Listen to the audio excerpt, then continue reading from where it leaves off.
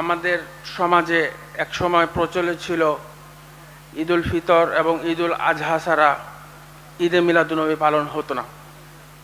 আমার মহান মুর্শিদ সুফি সম্রাট হুজুর কেবলা যান ঈদে মিলাদুন্নবীর জোয়ার এনেছেন।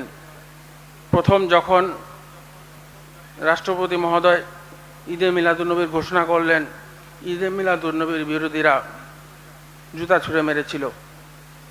একজন রাষ্ট্রপতির উপরে যদি জুতা ছেড়ে মারা হয় তো সাধারণ মানুষের অবস্থা কি?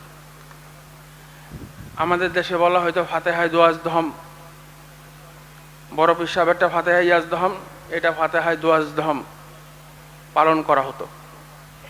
তো সেখানে আমার মহান মুর্শিদ বলেছেন, সৃষ্টিকুলের শ্রেষ্ঠ ঈদ দয়াল রাসূলের জন্মের ঈদ। রাসূল সাল্লাল্লাহু আলাইহি সাল্লামের বিলাদত শরীফ মুমিনের মুক্তির উসিলা হতে পারে।